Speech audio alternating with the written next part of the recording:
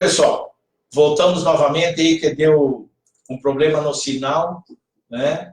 E o programa, enfim, a live caiu, mas nós estamos de volta aí quando você estava falando sobre os partidos políticos na Câmara lá e tal. Você terminou, né? Correto. E você, Tiago, é filiado a algum partido político em Pinhais? Não. Atualmente eu não tenho filiação em nenhum partido político. Por enquanto, esse ano, pelo menos, não pretendo ter. Uhum.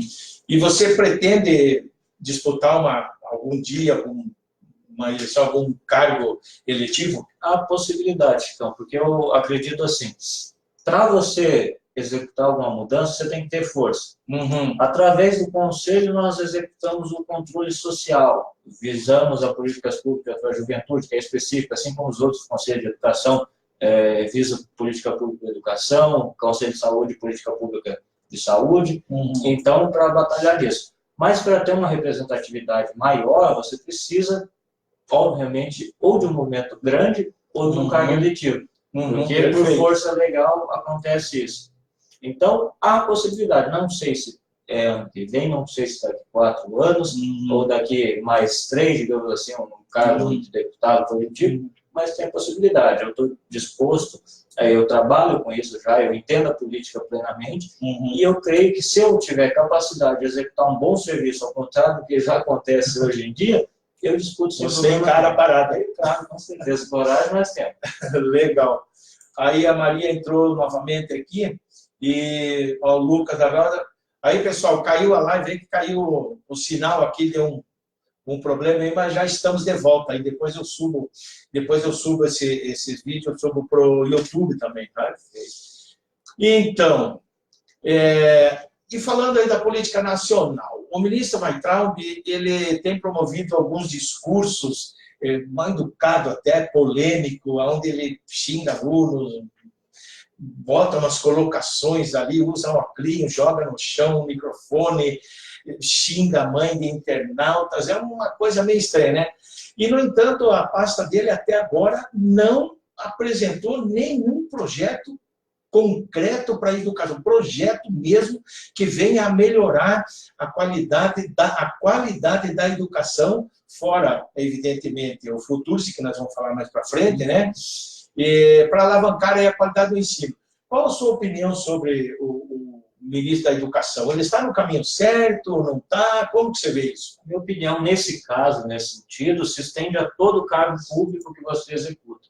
Você deve ter uma hombridade, um respeito para quem te acompanha, para quem critica ou não, mas que participa do seu trabalho. Você executar de forma mal educada, deselegante, como é feito, nunca é o caminho.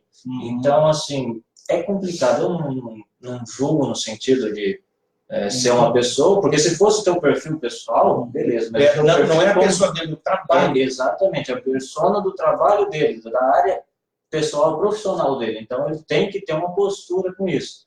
Se isso se estende para qualquer área. Conforme a pasta, no caso que tange a pasta, nós devemos lembrar que ele é o segundo secretário, o ministro, né? Ele é o segundo ministro de Educação. O Ricardo já passou no começo do ano e já saiu. Então, a pasta já não estava boa. Tentaram consertar. Não sei se teve o tempo apegado suficiente. Consertaram um pneu, furou o outro, pelo que se vê. Mais ou menos. Colocaram o step, aquela rodinha fina que não está segurando. E não apertaram direito o parafuso. Eu não sei se está no caminho, mas ainda não se estruturou. Eu não sei se tem a competência correta para executar o cargo. Porque eu acredito que para cargo de ministro, para cargo de presidente, ou você coloca uma pessoa que tenha competência na área específica, são ministros de saúde em saúde, são ministros de educação em educação, ou você coloca um administrador, um gerenciador de pessoas. Porque, de forma geral, ele não vai necessariamente focar as medidas, ele vai consultar os secretários que ele tem, vai consultar assessor, vai consultar os funcionários, as ferramentas que ele tem, para depois tomar essa decisão. Então, eu não sei se foi um viés, mas tolerável não está como atualmente, né? Legal. Deixa eu ver aqui para quem entrou agora, ou para quem viu a primeira parte da live, que ela caiu. Enfim, eu estou falando aqui com o Tiago Souza, que é atual presidente da agremiação estudantil do Colégio Estadual Humberto de Alencar Castelo Branco, do município de Pinhais, e também é presidente do Conselho Municipal da Juventude do município de Pinhais. E é aluno do Renova Brasil, é o Renova BR, primeira escola de formação política no Brasil, né? Então, nós estamos falando aqui sobre o Jovem na Política, Movimento Estudantil Municipal, nós vamos falar sobre a UPES ainda, União Paranense dos Estudantes, Conselho Municipal da Juventude, políticas públicas, enfim. Nós estamos aqui nessa entrevista, a live, deixa eu ver aqui se no outro aqui, o que ela não está compartilhada ainda, mas ela já entra aqui na página pessoal também. Então, você vê, a gente depende do sinal, né? Do sinal do Brasil não é muito bom, e caro, né? Exatamente. Aí, pessoal, vamos dando like, pode rir, pode criticar, não tem problema não, vamos lá. Então, e o Tiago, você como um jovem aí, presidente do Conselho da Juventude, presidente também da agremiação do colégio, o projeto Futurce, ele prevê uma autonomia financeira às universidades, e dessa forma ele põe fim à política pública, né, de ensino, né, e inclui institutos federais, Cefet, Centro de Educação, além das universidades. Você acha que é uma boa medida para toda a classe estudantil isso aí, ou como é que é? Não, Chicão, porque assim, quando você dá essa autonomia, você tem que ter uma estrutura para que o colégio, a universidade, a instituição em si exerça essa autonomia. E muitos hoje no Brasil não têm. Exercem numa situação precária. Nós temos o exemplo da Universidade Federal do Rio de Janeiro, a UFRJ, que é uma situação lastimável. Eu não sei como está ainda, mas até final do ano passado, começo desse ano, o que você mais ia falar era que não tinha verba para cuidar da universidade, a universidade caiu nos pedaços, o museu pegou fogo por falta de cuidado. Então, imagine isso... Não é de hoje essa falta de cuidado. Não é de hoje. Então, você dá uma autonomia, ok, mas não é todo mundo, não é todo local que tem a possibilidade de exercer essa autonomia. É complicado isso. Talvez a ideia seja boa, mas a prática não é executável. É bom lembrar que esse projeto é facultativo, digamos assim. A universidade que se dispõe a participar. Então, eu creio que, no mínimo, deve haver um bom senso da parte de reitores para aderir ou não aderir a esse projeto. É o mínimo que deve fazer. Pensar se nós vamos conseguir ter essa autonomia, vamos exercer bem, e se vai ser benéfico ou não. Se não for, simplesmente não aceita e continuamos como está.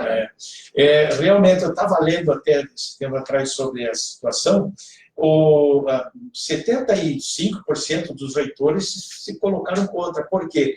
Porque o receio deles é que a universidade que não aderir ao programa pode sofrer um contingenciamento, ou, na verdade, um corte maior ainda de verbas. E aderindo, me parece, ela vai poder recorrer, evidentemente, à iniciativa privada para fazer os seus trabalhos, né? Para fazer os seus trabalhos, suas pesquisas e tal. E aí o medo é também que a universidade tenha que, numa parceria com a iniciativa privada, comece a ter que cobrar mensalidade dos alunos, né? E esse é um perigo que corre, né? Segundo o reitor, eu também não posso afirmar que seja isso ou não, né? E deixa eu ver aqui, Romer Motinha, live é assim mesmo, Chicão, sempre tem imprevisíveis, trabalho para edição depois. Legal, só que é o seguinte, eu nem coloco, não faço edição, Romer, eu posto os 2 vídeos, primeira parte, segunda parte, já me aconteceu outras vezes, eu subo os 2 vídeos para o YouTube, né? E dentro do meu blog, da página do blog mesmo, eu ponho os 2 vídeos também, né? É mais fácil. Ó, o Fábio Cristiano entrou aí novamente. Boa noite, Fábio. Conselheiro junto. Isso, gente boa. Ele fazia live comigo. E daí ele passou no concurso da prefeitura, daí ele não pôde, não foi proibido, não é nada disso. Daí ele achou melhor ele cuidar do serviço, porque às vezes eles têm trabalho da noite e tal, então não dá. Tiago, e em Pinhais, o movimento estudantil é atuante? Como é que você vê aí? Olha, em 2016 nós tivemos uma atuação gigantesca. Foram quase todos os colégios que aderiram às ocupações. Existia movimentação em todos os colégios de Pinhais, nos quais não foram ocupados de fato. Os alunos desse colégio iriam até os colégios mais próximos para participar das atividades que tinham. E isso tudo a partir de uma organização dos próprios estudantes, dos próprios alunos. Claro que posteriormente começou a ter ajuda da comunidade, porque foi muito importante essa ajuda, sem isso não teria como manter, porque as ocupações tinham as doações de alimento, ocorreu atividades dentro das ocupações que viam pessoal da faculdade, da aula, os professores dando aula. Então, o movimento estudantil dentro de Pinhais se estruturou muito bem. Então, foi atuante. De um tempo para cá, apagou um pouco, porque não necessariamente tinha um motivo em comum para se lutar. Então, acaba ficando mais dentro dos seus colégios, trabalhando com os alunos, com a direção. Então, ainda existem os grêmios estudantis. Agora, em setembro, houve eleição dentro do Castelo Branco. Esse ano eu saio de lá, deixo o Matheus como presidente do Grêmio, junto com a equipe dele. Então, se mantém. E eu estou trabalhando como conselheiro municipal para reerguer os que sucumbiram ao passar do tempo. Um abraço para o Matheus, ele está sempre atuante aí, né? Então, o que acontece? Nesse sentido, você vê que tem a vontade, mas talvez não tenha estrutura, que foi o que aconteceu comigo no início. Só me passaram o cargo lá e falaram, você é presidente. Você é presidente, se vira. E vai. Porque não tinha nada, não sabia o que fazer, e não vai se resumir, por exemplo, a festa dentro do colégio. Porque o Grêmio Estudantil não tem como função isso. É a política dentro do colégio, instruir politicamente os alunos. Então, é complicado, é frágil isso. O que acontece também é o compromisso dos alunos participantes com o Grêmio e com a instituição. Porque acontece, eu vou começar a trabalhar, o Grêmio não é prioridade. O meu trabalho, o estudo é prioridade. Tudo bem. Sobrevivência. Vou mudar de colégio, o Grêmio não é prioridade. Eu vou mudar de colégio por algum motivo, pessoal ou não, então acabo perdendo peças nesse meio caminho. E os anos se passam e tem que se renovar. Se não há interesse em um dos anos, o Grêmio para totalmente e começa do zero. Então, tem um pouquinho de dificuldade, mas tem muita vontade ainda a partir dos alunos que tem. E se alguém que estiver assistindo, estiver dentro do colégio estadual, tiver algum contato de algum aluno, ou de um grupo de alunos que quiser montar um grêmio estudantil, peça para o Chicão passa o meu contato e eu vou até eles para dar esse suporte. Se quiser deixar teu contato aí, fiquem à vontade. Eu deixo depois no vídeo. Isso, legal. Na minha página também tem.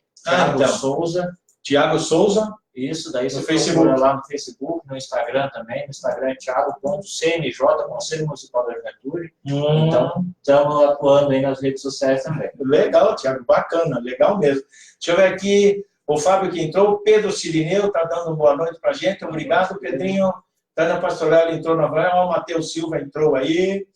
Legal, Matheus, um grande abraço para você, viu? Ele também sempre está atuando aí em movimentos aí, né? Quanto mais jovens atuando, melhor.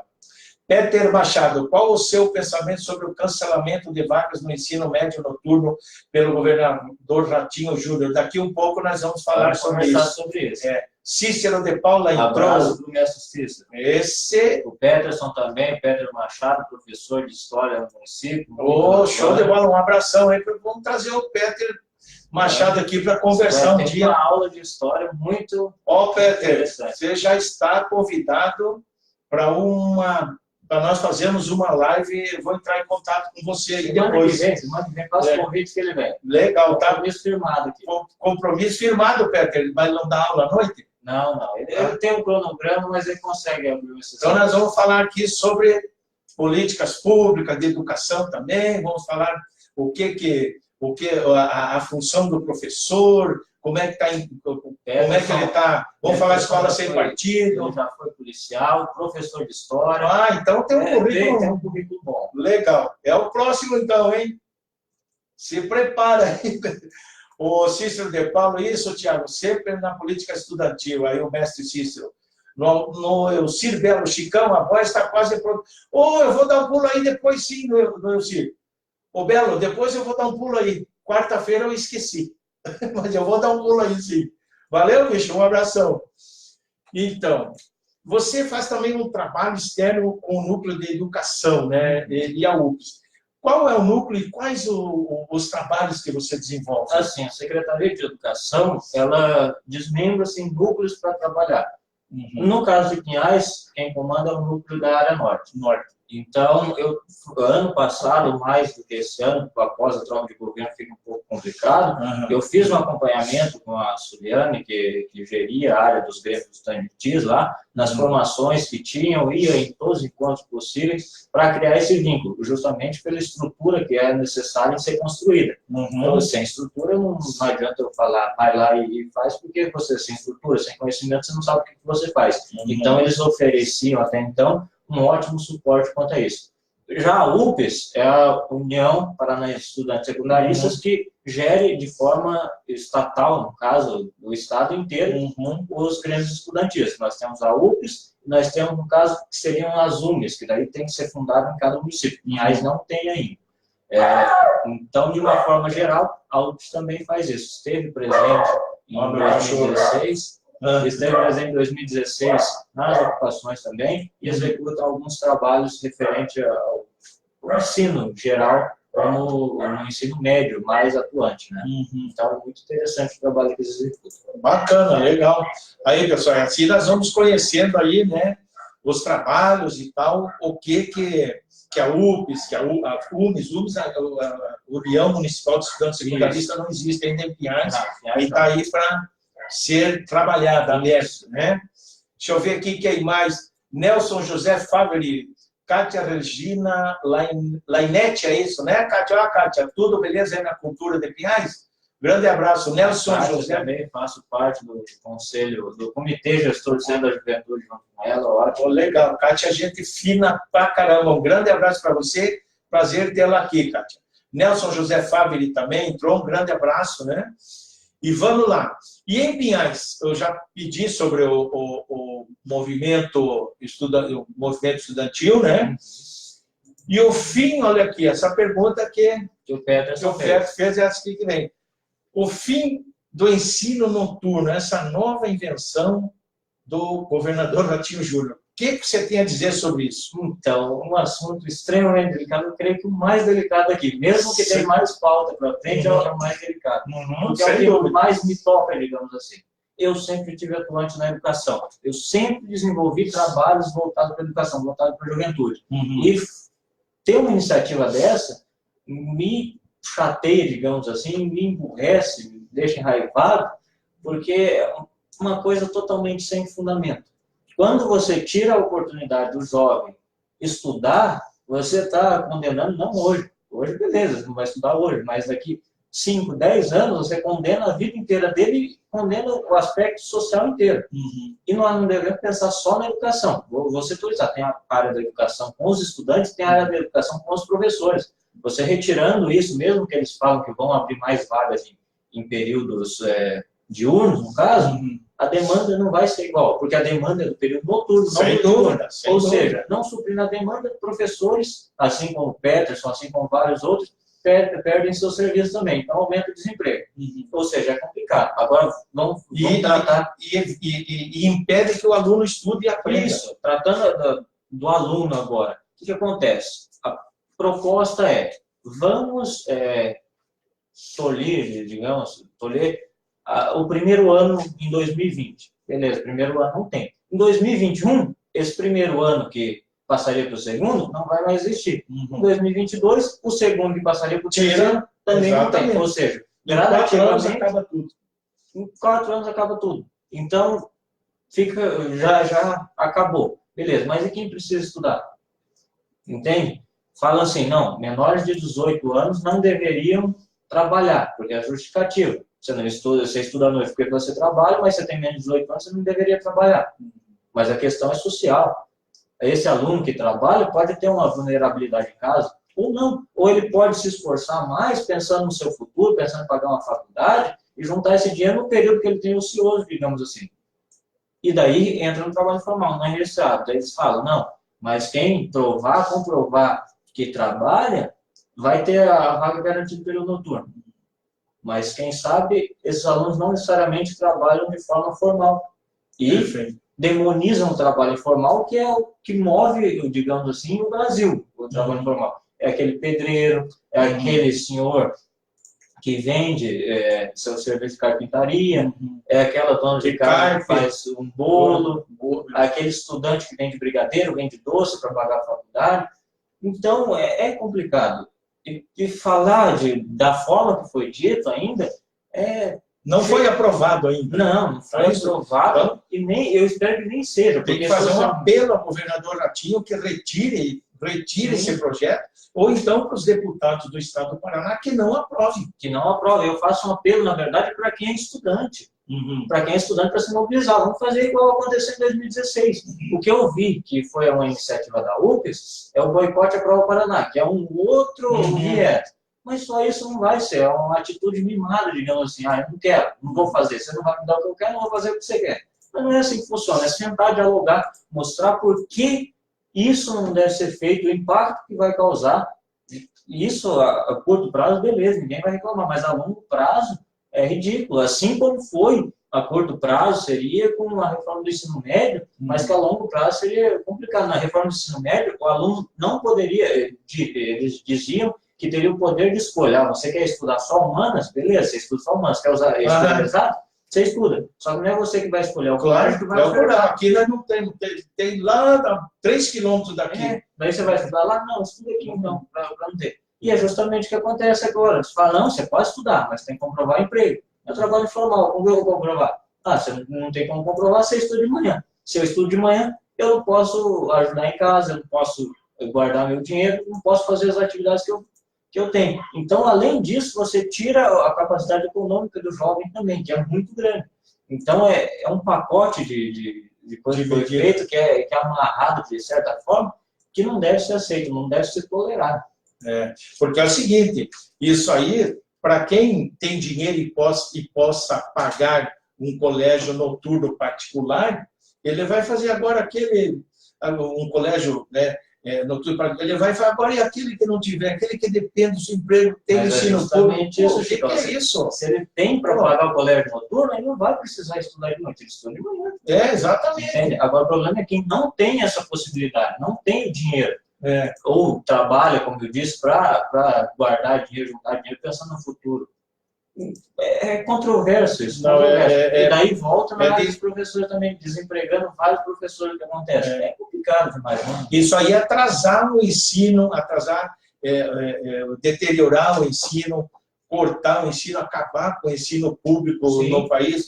Pô, como é que um país se sustenta se não tiver profissionais formados para as suas fileiras? Porque do ensino noturno aí, evidentemente, o cara depois vai fazer um vestibular, pode ser engenheiro, um advogado, construção civil, um engenheiro de qualquer segmento, médico, dentista, enfim, o Brasil tem que ter profissionais. E isso é uma forma de podar os profissionais. Nós temos que pensar também na forma econômica, na pirâmide etária que nós temos. Qual que é a briga da reforma da Previdência? Que daqui a alguns anos não vai ser sustentável. Então, quanto antes a pessoa trabalhar, ela consegue, digamos, se manter e conseguir se aposentar futuramente. E quando você tira o direito de trabalhar, você tira mais esse direito. Então, são coisas que prejudicam e vão se somando quanto a isso. Exatamente. Não tem como você defender uma coisa dessa. Não dá para aceitar. Vinícius Cardoso entrou também, um grande abraço. Obrigado. Eu espero ter sanado bastante dúvidas, se tiver algum ponto, comentar aí também. Pode perguntar aí que ele está aqui para responder, beleza? E, na sua opinião, a juventude do município de Pinhais, juventude pinhaense, o gentílico de Pinhais é pinhaense, ela tem interesse sobre assuntos políticos? Você nota isso? Você que está inserido junto com essa juventude? Tem interesse, sim. É uma população pequena, mas tem interesse. Quando nós tratamos da juventude em si, nós tratamos, baseado na lei federal, dos 15 aos 29 anos. Então, tem um público muito grande. Esses tempos atrás, semana passada, na verdade, estive analisando. Na eleição de 2018, 27% aproximadamente dos eleitores de Pinhais foram dos 16 aos 29 anos. Ou seja, isso dá na casa de 23 mil pessoas. Então, eles saíram de suas casas para votar, fora quem não votou. Então, é um dado que já te mostra... Dado importante. Isso. Então, digamos, com esse dado, você consegue ver que tem interesse sim. Agora, de que forma é diferente? De que forma que ele tem interesse? Ele tem interesse participando? Ele disputa um cargo eleitoral? Ele trabalha numa campanha política? Ele faz militância? Ele trabalha em algum movimento social? Porque só pela rede social não é lá aquelas coisas. Você até pode conseguir, como nós estamos fazendo aqui, uma conversa, coisa do tipo, mas não é tão efetivo quando você estiver na rua. É claro que nem todo mundo tem a possibilidade de fazer isso, mas no que puder, já ajuda. Qualquer pequeno ato pode se transformar num grande. Assim como foi no impeachment que nós tivemos, começou na rede social, começou na indignação e foi crescendo, foi se multiplicando. Então, e muita gente foi eleita lá, jovens foram eleitos a partir só da rede social. Então, tem esse interesse sim, mas o que deve ser analisado é a forma que é executado esse interesse. É interessante, não dá para o jovem sair da rede social, tem que ficar inserido, Sim, tem que ficar inserido, não acreditar em tudo aquilo que vem, que vê, e ficar compartilhando sem você ver a procedência, etc. e tal, né? E também é importante, como você falou, que ele atue em algum movimento social, né? E deixa eu ver aqui... Choveu de comentário. Agora aqui, Fabiano, Pedro, boa noite. De novo, Antônia Patrolero, Matheus, deixa eu ver ali. No Silvio é que voltou ali. O Marcos Silva, Vinícius Cardoso, Marcos Silva. Bem, e sobre as eleições de 2020, você acha que os jovens estarão propensos a disputar cargos eleitorais? Digo, olha, até jovem assim de 29 para baixo, eu diria até de 25 para baixo, para ir mais a fundo, né, mais específico. Mais específico. Você acha? Como eu disse, cada vez tem mais. De um em um, digamos assim, se torna um movimento maior da parte da juventude. Só que eu já falei anteriormente, citei, é mais complicado, porque esses jovens têm maior interesse agora em entrar na academia, no sentido de educação, se qualificar, e depois eles voltam para a política, se é realmente interesse. Fazer um estudo de sociologia, de história, de ciência política, e daí eles se inserem posteriormente. Quando eles voltam com 25 anos, já com uma carreira estabelecida. Eu conheci um deputado... Uma ideia mais quase formada. Eu conheci um deputado em setembro, quando eu fui fazer o curso do Renal BR, em São Paulo. Ele é deputado estadual de lá. Ele era jovem, só que ele falou, cara, isso aqui não é para mim. Eu estava conversando com ele. Cara, isso aqui não é para mim. Daí ele saiu, ele estudou aqui no Brasil, saiu, fez pós-graduação em Londres, se não me engano, em ciência política, e depois retornou. Daí quando ele retornou, ele falou, não, agora eu vou. Daí, em 2018, ele foi para São Paulo e foi eleito como deputado estadual. Então, você se preparou. Ele se preparou. Então, eu creio que é isso que acontece bastante, porque a juventude está cansado dessa velha política, como eu já falei também, daquele o Zezinho do posto, não sei quem da saúde. O fulano da esquina, o fulano do peixe, o fulano do doce. Entende? Então, daí entram pessoas que não têm capacidade de fazer, executar o trabalho, ou entram pessoas que foram colocadas lá para ajudar o governo, digamos assim, para ocupar um espaço, pode falar, sendo que o objetivo do legislativo, principalmente, é fiscalizar o executivo, que não consegue fazer isso. Então, depois de muito tempo que se faz alguma coisa, ou depois de muito tempo que tem alguém que entra com capacidade para executar isso. E olhando de uma perspectiva macro novamente, nossa cidade é uma cidade grande até. Sem dúvida. Teve até os burburinhos de juntar os municípios com menos de 5 mil habitantes. E todos os municípios têm uma Câmara de Vereadores com pelo menos 9. 9, se juntar, fica 9 igual. Ele não vai poder aumentar o número. Então, você entende? No município de 5 mil habitantes, no interior, é muito difícil, entende? Não ter alguém que realmente tenha capacidade de ir lá e coisa do tipo. E aqui que nós temos pessoas formadas, pessoas atuantes, coisa do tipo, ainda continuam a mesma perspectiva. É estranho isso. Então, eu acho que os jovens deveriam se interessar mais do que eles já se interessam e se capacitar mais do que eles são capacitados para executar dentro do município, porque o município tem muito a crescer. Legal, bacana mesmo.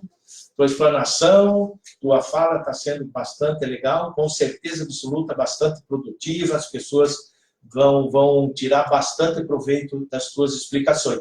Eu estou falando aqui, para quem chegou agora, estou entrevistando o Tiago Souza, ele é atual presidente da agremiação estudantil do Colégio Estadual Humberto de Alencar Castelo Branco, do município de Pinhais, e também presidente do Conselho Municipal da Juventude.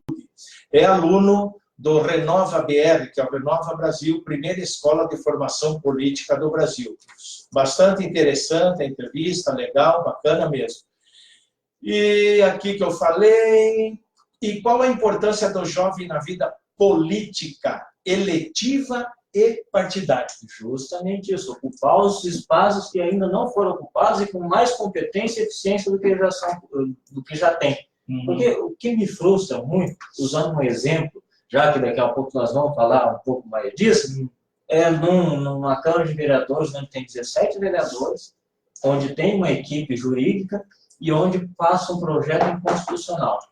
17 vereadores. Dentro desses vereadores tem advogados, daí na equipe jurídica tem quem tem um aparato e vota um projeto constitucional. E se não tivesse movimentação da população e dos jovens que veem isso também, seria passado na surdina, digamos assim, e receberiam, assim como receberam um salário. Então. Então, eu acho que o jovem deve se impor nesse sentido, o jovem deve participar mais, e o jovem deve procurar seu local de fala, que é muito dito, né? Porque todos temos um interesse na política, seja ele para a pessoa, eu tenho uma dificuldade, meu bairro tem uma dificuldade, seja um coletivo. A causa animal, a causa da saúde, que é um problema muito grave que nós temos, inclusive com jovens dentro do município, que aconteceu recentemente. Então, deve-se ter isso, deve-se ter a coragem e a imponência que os jovens sempre tiveram na história do nosso Brasil para executar isso e ter garra para ir conquistar, porque espaço nós temos, são 17 cadeiras no Legislativo. Para o Executivo é um pouco mais complicado, tem que esperar um pouco mais, aproveitar o tempo que você tem, se preparar e depois entrar também, mas nada impede. Legal, bacana mesmo. O Jerry Barros entrou também, um grande abraço para o Jerry Barros, já entrevistei ele aqui também, ele tem um programa também, né, junto com o Rafael Santos, né? E é o seguinte, você completando o que você falou, seria interessante que a Câmara Municipal de Pinhais abrisse espaço na tribuna livre, né? Tivesse espaço mesmo, no mínimo para os estudantes, para o estudante, aquele que participa, se quiserem colocar alguma exigência, o aluno tem que estar participando do Grêmio Estudantil, e dar um espaço para os alunos de Pinhais de falar na Câmara também. Isso é um pouco complicado, imagina. Não abre nem para o cidadão comum, imagina quanto mais específico do estudante. Mas teriam que fazer. Não, tem que fazer. A casa é do povo. Então é o seguinte, nós estamos aqui, você é presidente do Conselho da Juventude. Quais as políticas públicas para a juventude existente em Pinhais? Então, eu até fui consultar isso, porque apesar de trabalhar cotidianamente com isso, tem coisas que se desmontam ou se criam todos os dias. E eu fiz contato para trazer as políticas públicas no âmbito municipal, estadual, federal, mas agora específico municipal. Falando, vamos passar um debate aqui. Perfeito. No municipal, nós temos duas instituições, dois locais onde são oferecidas políticas públicas, são ofertadas, que é através do Conselho Municipal, que defende esses direitos, mas que não vou levar a citar aqui, mas também o Centro da Juventude, que é o único local dentro do município de Pinhais, com 130 mil e crescendo habitantes, que oferecem políticas públicas para a juventude. E o trabalho que é feito lá pelo Vilmar, que é o coordenador do centro lá, é excepcional. Apesar de ser o único, é um trabalho muito bom. Ele oferece cursos. Ele tem um programa na rádio também. Tem um programa na rádio também, é conselheiro junto. Então, ele tem um trabalho, executa junto com os demais lá dentro, trabalho muito importante com os jovens do município, através de trabalhos voluntários também, sempre executando projetos, e através disso. Quando nós falamos políticas públicas, citamos muito essa palavra aqui no programa, mas nós explicamos. Política pública é todo projeto, é toda a ação partindo do governo ou não, partindo de alguma instituição, que assegura direitos e assegura cidadania. Então, eles fazem isso lá dentro. Eles oferecem cursos, oferecem serviços, tem uma biblioteca lá, um acervo, tem cursos de cartazistas, tem curso de karatê, escolinha de futebol. Então, é um local onde o jovem dentro do município, dos 15 aos 29 anos, pode utilizar lá aquele espaço para qualquer coisa que você quiser. Você quer aprender, você quer utilizar o serviço que tem lá, tem um auditório, lá tem a biblioteca, lá tem os próprios serviços dos agentes, e é um subsidiário, digamos assim, entre aspas, do SEMAS, Secretaria Municipal de Assistência Social. Então, lá você vai conseguir. Nós temos o programa do Agenda da Cidadania, que é um programa excelente, que oferece bolsas para quem tem uma fragilidade estrutural dentro de casa, para ele executar um serviço dentro do próprio centro. Ótimo, é bom. Então, são jovens interagindo com jovens e fortalecendo esse vínculo. E além dele fazer esse projeto, ele tem um acompanhamento dos educadores sociais lá dentro. E se ocorre algum problema com esse jovem, já tem montado a Secretaria de Assistência Social para promover e sanar o problema que existe. Então, essa política pública que é defendida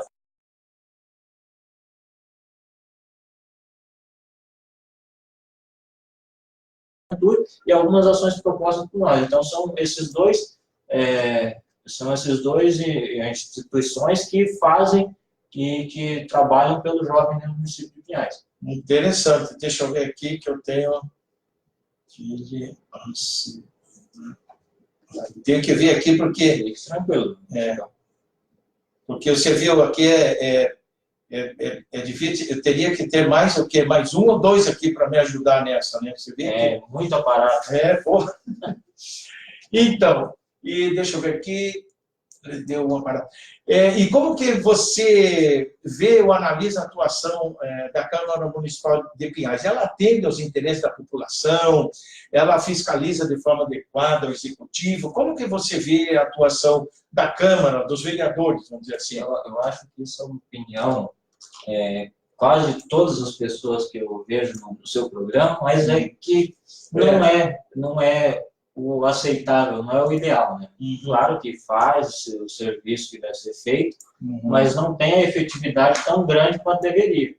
Como eu já citei, é inadmissível que se passe um projeto aumentando o salário constitucional. É inadmissível que, a partir do ocorrido de um fato que ocorre na maternidade de Pinhais, deixe passar em branco. Claro que tem um ou outro vereador, não vou dizer nem que a maioria, que executa um trabalho excepcional, digamos assim, em comparação aos outros. Mas, mesmo assim, de longe, é o ideal. É o adequado, digamos assim. Se empurra com a barriga o que deve ser feito ali dentro. Então, nós temos o problema que não é fiscalizado da maternidade, digamos assim. Nós temos o problema, agora, de uma jovem que morreu por um diagnóstico, digamos que atrasado, porque o diagnóstico foi feito, mas não depois que não tinha mais o que fazer, né? Depois que já se passou a fatalidade. Nós temos um salário que é votado, um projeto de lei que é votado de aumento de salário. Nem deveria aumentar o salário, mas foi votado inconstitucional, ou seja, são uma série de erros na questão de propositura e fiscalização que é questionável, no mínimo. E, posterior a isso, é a relação com o executivo. Não se fiscaliza o executivo, porque eu não vejo muitas pessoas o vereador sequer tem uma transparência junto à rede social, que hoje em dia é o que é mais utilizado. Um ou outro também utiliza e utiliza bem. Então, não tem essa transparência, você não vê uma fiscalização ferrenha que deveria ser. O vereador Caxias mesmo, aquele vereador que é chato, que é o vendo as empresas terceirizadas, você estão cumprindo adequadamente os editais, os contratos. E por isso, eu trago também, com a bandeira minha, e que eu propago, o controle social, o exercício do controle social. Em dia 31 agora de outubro, eu estava no Sebrae fazendo um curso junto com o TCE, o Tribunal de Contas, do controle social a partir de observatórios sociais e dos conselhos municipais. Trabalho que pode ser feito. E através de pequenas denúncias, uma ouvidoria, reclamação e pedido de informação, você faz um trabalho excelente. Então. Uma ligação sua, você já pode desmontar uma estação inteira. Você só liga aqui, pega o teu celular, liga lá para o TCE, fala assim, eu achei aqui uma irregularidade, eu acho, pelo menos, até onde eu vi, uma inconsistência na estação tal do município. Isso é interessante, está exposto à população. Está totalmente exposto, eles são totalmente receptivos para isso. Daí você informa lá, ó, tá, inconsistência tal, não sei o que lá, esse valor aqui é totalmente exorbitante, ou não bate, digamos assim, ou é muito baixo, ou é muito alto, não faz sentido ter esse valor, e daí você manda para eles, e eles vão analisar. Se você entrar agora no portal do TCE, na página do Facebook, você vai ver as notícias. TCE cancela a licitação de cidade e tal. TCE impugna a licitação. Eu tenho visto sempre então você no Ministério Público também. Você consegue ver que realmente é funcional isso. Vários municípios aí. A partir de uma única denúncia de uma pessoa. E você não precisa ficar enchendo o saco, literalmente, perdão a expressão, deles lá. Você não precisa ficar mandando uma, duas vezes. Você formulou um documento bonitinho, explicando o motivo, explicando a ocorrência, eles vão ver, vão analisar. Se realmente eles vão deferir, e faz o mais rápido possível esse processo. Nós também temos a ouvidoria do município, mas é convergente de novo essa informação, contraditória, aliás, perdão, de ter uma ouvidoria dentro do próprio órgão, né? Ou seja, é para sugerir, ver o que está acontecendo, não necessariamente para denúncia, porque não vai para frente, assim, tem que ser avaliado por um órgão externo.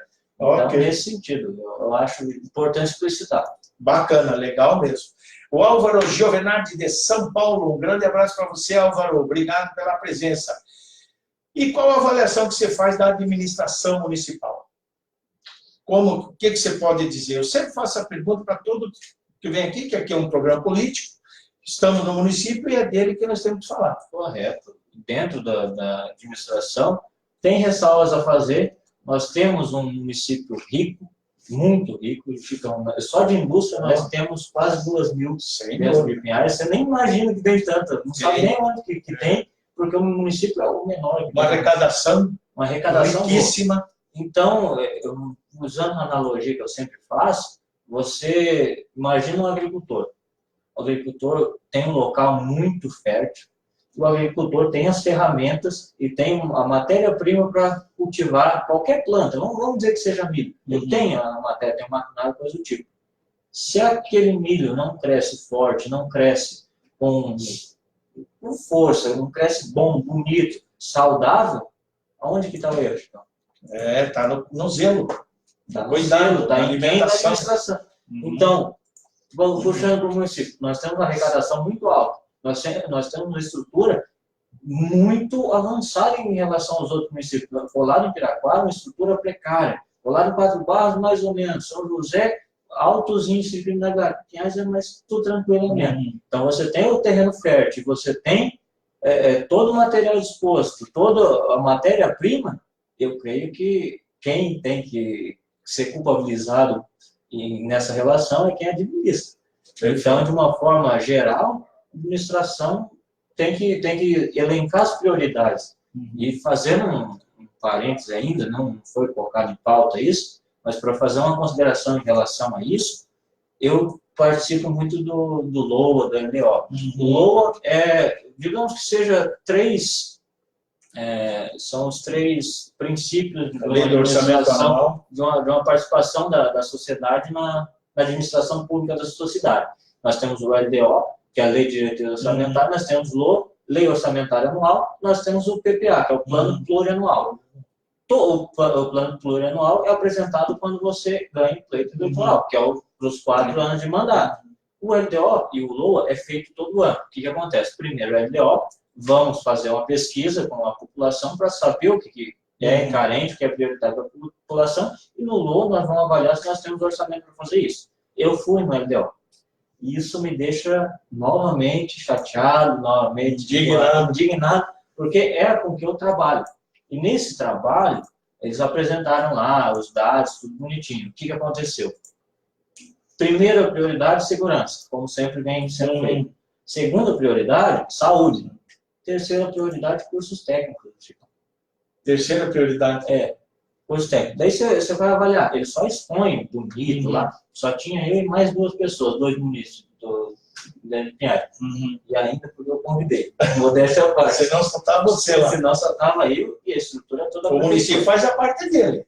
Vai lá. Isso, expõe. Isso é um pesado dos munícipes em geral. Tem que cobrar, tem que exercer o controle social. Então, eles fizeram a apresentação, só que sem dados, digamos assim. Só que eu parei, analisei, olhei lá, falei, ué, mas está faltando alguma coisa. Daí eu fui ver que essa pesquisa foi oferecida para 1.062 pessoas, 1.000 pessoas lá.